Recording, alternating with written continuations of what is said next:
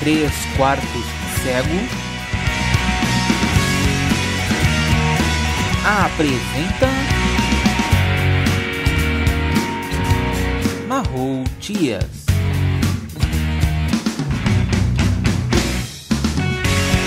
Escrito por Danilo Sanches Ferrari.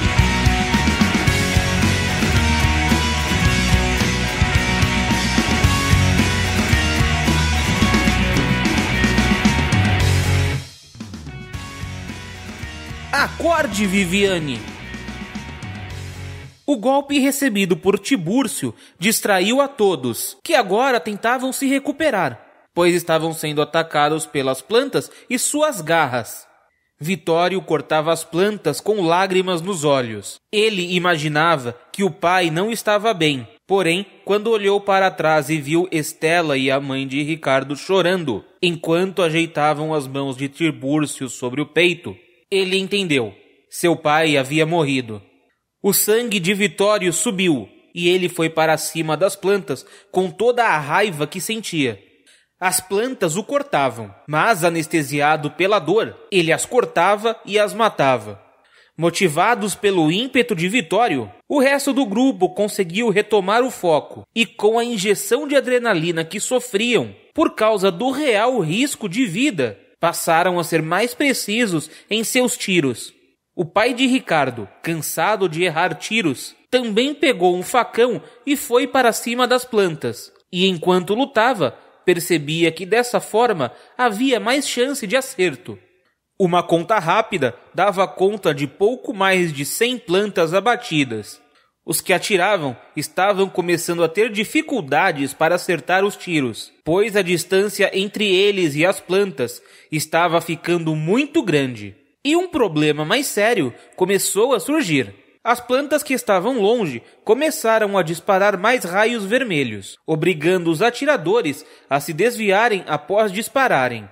As plantas demoníacas demoravam de 3 a 5 segundos para carregar e disparar seus raios. Quanto mais tempo um raio demorava para ser disparado, mais forte ele era.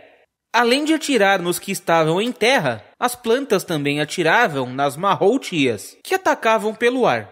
Bolinha estava tendo dificuldades para se desviar, segurando Faísca. Em certo momento, ela não conseguiu se desviar tão bem e teve a lateral da saia destruída. Wagner gritou para a esposa levar Faísca para o solo, mas não houve tempo. Bolinha foi atingida na lateral da coxa direita e no reflexo acabou soltando Faísca. Antes que se arrebentasse no solo, Faísca conseguiu voar. Porém, parecia um avião descontrolado, que subia, descia e virava para qualquer lado a esmo. A coxa de Bolinha estava sangrando muito. O sangue que pingava sobre as plantas parecia as agradar.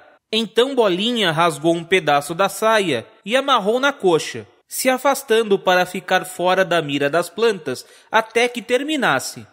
Pamela sentia que estava quase conseguindo controlar uma planta. Porém, como ela estava distraída e ninguém estava prestando atenção nela, uma planta a atingiu com um raio, a arremessando longe.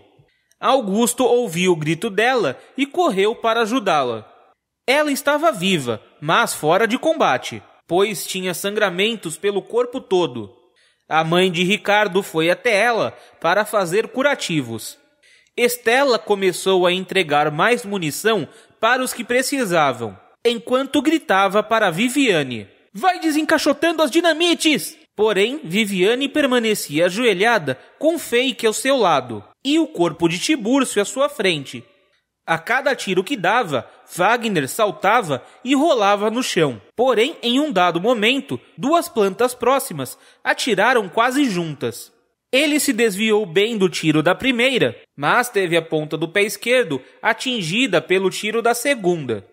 Estela correu até ele para ver a situação e constatou que ele havia perdido o dedão e os 2 dedos seguintes, além de estar com um grande sangramento. "Cauteriza! Usa álcool e fogo!" falou Wagner entre gemidos. Ela voltou para perto de Viviane, pegou o que precisava e ordenou que Viviane se levantasse. Porém, esta ainda permanecia ajoelhada, com uma expressão de derrota no rosto. Estela ajudou Wagner a ir para uma área mais afastada, e após dar um pano para ele morder, ateou fogo no pé do homem. Todos ouviram os gritos abafados de Wagner, porém, agora eles não se abateram e começaram a avançar na direção das plantas. O pai de Viviane sacou o facão, se lançando contra a planta que estava mais próxima. Durante a aproximação, ele acabou sendo cortado no braço esquerdo. Em seguida, ele abateu a planta que o cortou, mordeu a manga da farda falsa, a rasgou, amarrando no ferimento, que começava a sangrar. Após mais alguns instantes de combate, o número de plantas abatidas passava das 250. Após terminar de fazer um curativo em Wagner, que voltou para o combate, Estela foi até Viviane e gritou para a mãe dela: "Débora, me desculpe, mas eu tenho que trazer a Viviane para a realidade." A mãe de Viviane viu a filha abatida e fez sinal de positivo para Estela antes de sacar o facão e ir para o corpo à planta.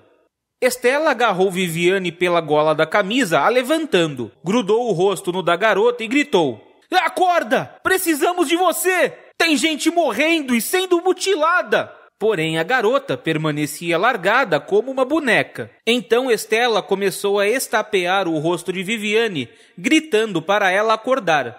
Então, após levar mais de 20 tapas, Viviane se desvencilhou chorando e colocando as mãos sobre as bochechas inchadas.